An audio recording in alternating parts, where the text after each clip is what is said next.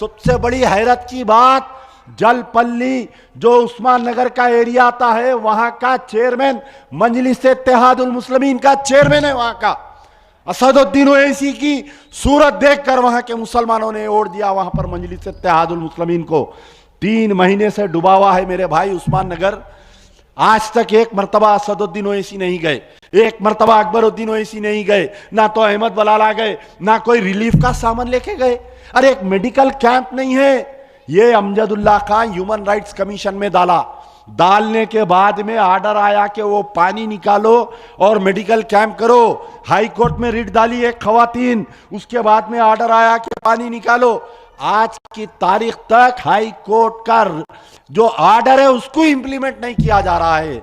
सबिता इंदिरा रेड्डी वहां की खवातीन मिनिस्टर है मेरे भाई, वहां की मिनिस्टर है खवातीन, लेकिन मिनिस्टर रहने के बावजूद वहां पर अपने हलके में पानी नहीं निकाल सक रही, तो क्या हुकूमत काम करेगी बताइए आप। यहां पर आपको मजबूत नुमाइंदगी करना पड़ेगा। जब से जीएचएमसी का इलेक्शन का ऐलान हुआ, अचानक से पूरे बीजेपी वाले उठ गए। आप सोशल मीडिया देखिए, यूट्यूब खोलिए, सिर्फ बंडी संजय का बयान आ रहा, असदुद्दीन को गालियां दे रही। फिर आपके वो निजामाबाद का एमपी, क्या नाम है उसका, वो गुंडू का, वो गुंडू भोंडा बोल रहा, उन्हें किसके खिलाफ में बोल रहा, असदुद्दीन ओवैसी को कहते शेरवानी लटका देता हूं, तेरी दाढ़ी काट देता हूं। ठीक है, अब आप बताइए, ये ग्रेटर हैदराबाद म्युनिसिपल कॉर्पोरेशन का इलेक्शन हो रहा, बल्दिया के नल लाइट ड्रेनेज मोहरी का इलेक्शन हो रहा, या ये हिंदू मुसलमान का इलेक्शन हो रहा, बताइए आप। इन्हों जाके उनको जीता है ना वहां पर। दिल्ली में इलेक्शन हुआ, एमआईएम का एक कैंडिडेट नहीं है। मीडिया जो है असदुद्दीन ओवैसी को, मैच फिक्सिंग को समझिए, मैं जो बात कह रहा हूं उसको समझिए। दिल्ली में इलेक्शन हुआ, जबकि एआईएमआईएम का एक कैंडिडेट नहीं है। रोजाना टीवी पे आकर असदुद्दीन ओवैसी जो है अनाप शनाप कुछ ना कुछ ऐसी गुफ्तगू करते ताकि मेजॉरिटी वोट एक जगह हो।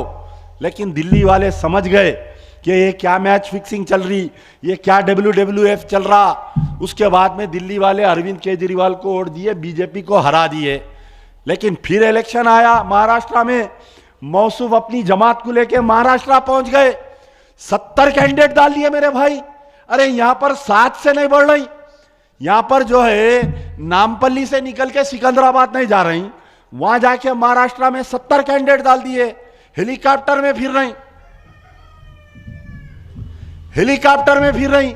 ये हेलीकॉप्टर कहां से आया बताइए आप। अब ये है कि इंग्लिश में एक वर्ड है थैंक्स गिविंग, क्या नाम है उसका, थैंक्स गिविंग। यानी अगर कोई मेरे लिए अच्छा काम किया तो मैं उसका शुक्रिया अदा करता हूं। तो ये पूरी बीजेपी की टीम हैदराबाद आके इनका शुक्रिया अदा कर रही। कैसा शुक्रिया अदा कर रही, बंडी संजय सुबह नींद में से उठा तो असदुद्दीन ओवैसी को गालियां देना, फिर निजामाबाद का एमपी गालियां देना, फिर खैर वो तो आवारा पुट्टा हो गोशा महल का, उसके तो मुंह को लगाम ही नहीं है। अरे भाई, अमजदुल्ला खान को हराने के लिए जितनी कोशिश कर रही ना, जितने साजिशें कर रही, क्या कभी वो गोशा महल के आवारा पुट्टे को हराने के लिए कोशिश करे क्या, बताओ आप। नहीं करे। उसको तो जाके अब आप देखिए और एक साजिश कि साबेखा में जितने भी राजा सिंह को जिताए थे गोशा महल में, जो मारवाड़ी लोग, क्योंकि मेरे कई दोस्त थे मारवाड़ी लोग, तो जो मारवाड़ी लोग गाय के पेशाब पे कसम खा के मुकेश से बदजन होके राजा सिंह को जिताए थे, तो उसके हारने के इम्कानात हो गए थे और वहां के टीआरएस के कैंडिडेट के जीतने के इम्कानात हो गए थे।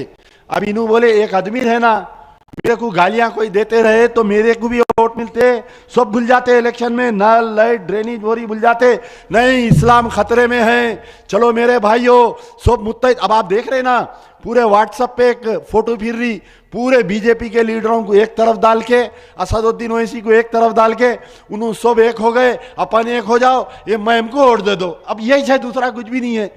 दूसरा कुछ है क्या मुद्दा बताओ आप।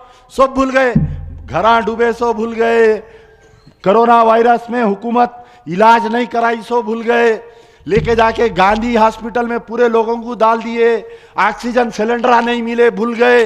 अब क्या याद है लोगों को, अरे नहीं भाई वो बीजेपी वाले ऐसा गालियां दे रही।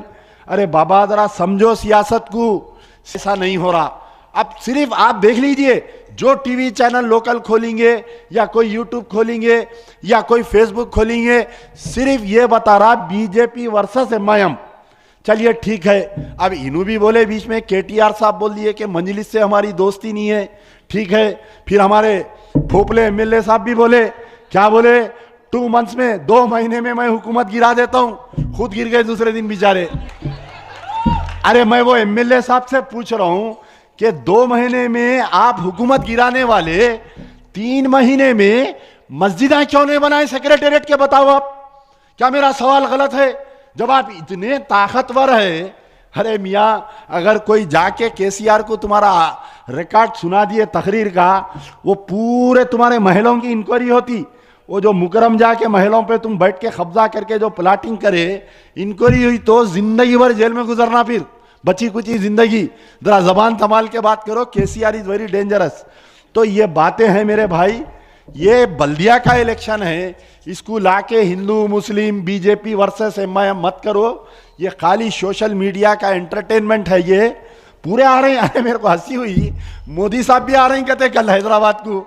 अरे बोला एक बल्दिया इलेक्शन में 3-3 सेंट्रल मिनिस्टर आने वाले हालात ऐसे पैदा कर रही कि बीजेपी वाले सेम जैसा उत्तर प्रदेश, महाराष्ट्र, कर्नाटका में इनको इस्तेमाल करे। हम शुरू से बोल रहे हैं, केसीआर साहब, ये सांप के बच्चे को दूध नको पिलाओ, एक दिन ये सांप का बच्चा तुमको डसता। नहीं सुने, केसीआर साहब नहीं सुन रहे, केटीआर नहीं सुने, कविता नहीं सुने, संतोष साहब नहीं सुने, कोई भी नहीं सुने। आज जो है ये बच्चा इनको डसना चालू हो गया। ये इलेक्शन छोड़ दीजिए, आने वाले असेंबली इलेक्शन में क्या प्लानिंग होने वाली है सुनिए आप। अब ऐसे ही इश्तियाल अंगेज तकरीर होंगे 2-3 साल तक।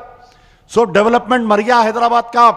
अब इन्हों उनको गाली देंगे, उन्होंने इनको गाली देंगे। फिर बीजेपी वाले जो है कम से कम यहाँ पर 120 सीटों में से 40-50 सीट जीतने के लिए अब इनको इस्तेमाल करेंगे। अब इनको इस्तेमाल करते या डरा के काम लेते वो अलग चीज है। अच्छा, केटीआर साहब क्या बोले, एमआईएम का टीआरएस का अलायंस नहीं है बोल रहे ना। मैं 2 दिन पुराना वाकया सुनाता हूं आपको। जब बल्दिया इलेक्शन का ऐलान हुआ, फरीदुद्दीन साहब को मशीराबाद के इंचार्ज बनाए थे, एमएलसी फरीदुद्दीन को। फरीदुद्दीन साहब जो है वहां पर एक एमआईएम के कारपोरेटर के एरिया में पदयात्रा करे 2 दिन। तीसरे दिन उनका ट्रांसफर हो गया। उनको बोले तो मेरा मकसद यह है कि आप ये बल्दी बरकी आबरसानी मसाइल के हल के लिए द नियरेस्ट वन कौन है।